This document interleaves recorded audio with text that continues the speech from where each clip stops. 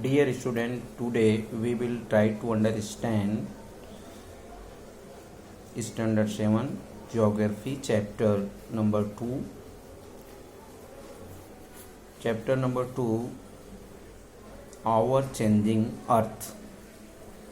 तो हम जरा अपने अर्थ की बदलाव जो कैसे उसमें बदलाव होता है इसको समझने का प्रयास इस चैप्टर में करते हैं। तो इसमें सबसे पहले हम स्टडी करते हैं लिथोस्फीयर की। ये जो है आपने पढ़ा होगा कि ये अर्थ का सबसे इम्पोर्टेंट जो है एरिया होता है। ये क्रस्ट और मेटल से बना होता है, आप लोग जानते भी होंगे, और साथ साथ कई प्लेटों का भी बना होता है। इसमें एक इम्पोर्टेंट बात होती है, वो है मोल्टेन यानी कि मैग्मा होता है, और ये मैग्मा का इम्पोर्टेंट रोल होता है। मैग्मा क्या होता है? ये अर्थ के क्रस्ट के अंदर एक जेली जैसा गैसी पदार्थों का एक सब्सटेंस है जो काफ़ी हीट होता है जिसमें, और इस हीट की वजह से जो है ये बाहर की तरफ आने का प्रयास करता है, जिसकी वजह से लिथोस्फीयर का निर्माण भी होता है और लिथोस्फेटिक प्लेट में मूवमेंट आता है। ये लिथोस्फेटिक प्लेट का मूवमेंट तो काफ़ी धीरे धीरे होता है और हजारों वर्षों में ये परिवर्तन हमें देखने को मिल जाता है। तो इसमें ये जो लिथोस्फेटिक प्लेट का मूवमेंट है ये दो तरीके से है, एक है एंडोजेनिक और दूसरा है एक्सोजेनिक। तो एंडोजेनिक का मतलब क्या होता है? अंदर की तरफ जो ओरिजिन होता है उसको हम एंडोजेनिक कहते हैं, और एक्सोजेनिक का मतलब जो बाहरी हिस्से में वो जो है ओरिजिनेट होता है उसको हम एक्सोजेनिक कहते हैं। इसमें हम बात करते हैं पहले एंडोजेनिक क्या है, इसको समझने का प्रयास करते हैं। तो एंडोजेनिक में क्या होता है कि एक झटके के साथ ऑल ऑफ सडन कि किसी चीज़ का आना होता है और काफ़ी चेंजिंग देखने को मिलती है। जैसे इसमें बात करें भूकंप का, अर्थक्वेक्स, वॉल्केनो, लैंडस्लाइड, अगर ये चीज़ें होती हैं तो काफ़ी चेंजिंग देखने को मिलती है, जैसा आप लोग जानते हैं।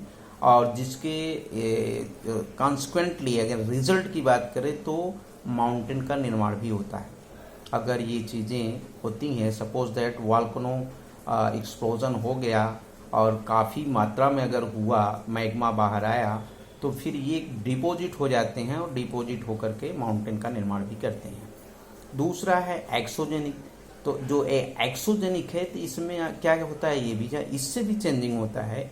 इसमें एरोजन होता है। एरोजन तो आप लोग जानते हो कि तेज़ हवाओं के कारण, बाढ़, भूकंप के कारण, तेज बरसात के कारण जो लिथोस्फीयर है उसका ऊपरी सतह यानी अपर सरफेस जो है बह जाता है या फिर हवा के झटकों से उड़ जाता है।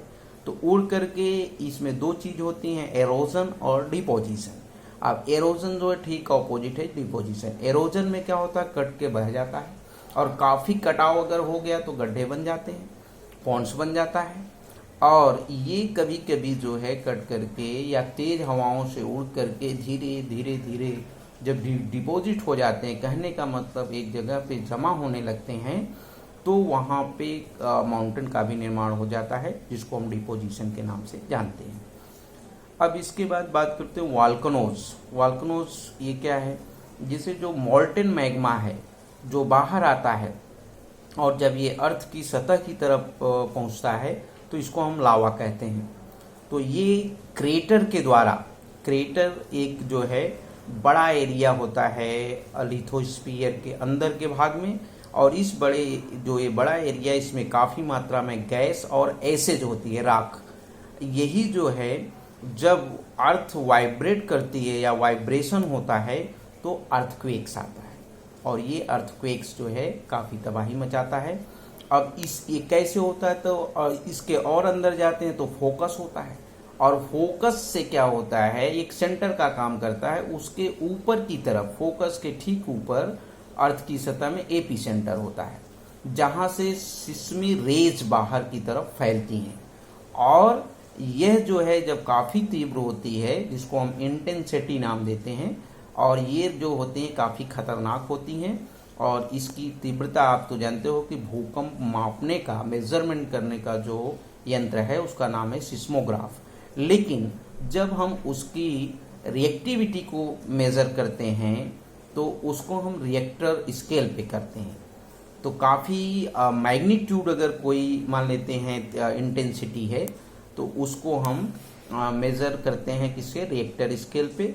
और ये जो रिएक्टर स्केल पे मेज़र करते हैं इसमें 3 तरीके से है। एक होता है प्राइमरी लेवल, दूसरा होता है सेकेंडरी और तीसरा होता है सरफेस लेवल। तो भुज में जो 26 जनवरी में भूकंप आया था लगभग 2019 में, तो ये देखिए कि लगभग 6.9 इंटेंसिटी का जो है रिएक्टर स्केल पे मेज़र किया गया, जो है इंटेंसिटी इसकी थी, और ये बहुत ही भयानक था। और जब भी 6 के ऊपर जाएगा तो ये काफ़ी जो है ड्रेडफुल होता है, काफ़ी ख़तरनाक होता है। इसलिए जो है इसमें सबसे पहले आभास जो हो जाता है, जो जल के अंदर रहने वाली मछलियाँ हैं और भी जो जीव होते हैं, इनको पहले आभास हो जाता है कि कितनी मैग्नीट्यूड का जो है रिएक्टर स्केल बताने लगता है कि भूकंप आने वाला है।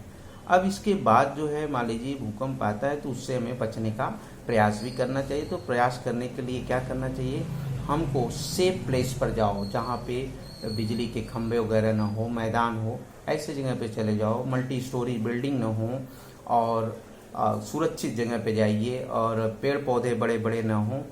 तो इस तरीके से इन सब जगहों पे जा कर के अपने को हम सुरक्षित बचा सकते हैं। तो ये जो है फर्स्ट वीडियो का ये पार्ट है आपके चैप्टर का। तो ये फर्स्ट वीडियो पार्ट इसका रहा। तो हम लोग मिलते हैं इसके नेक्स्ट पार्ट का स्टडी जो है हम जो है नेक्स्ट वीडियो में इसी चैप्टर का नेक्स्ट वीडियो बनाएंगे। फिर उसमें हम लोग जो है फिर से इसका स्टडी करेंगे अगला हिस्सा। तब तक के लिए गुड बाय, नमस्कार।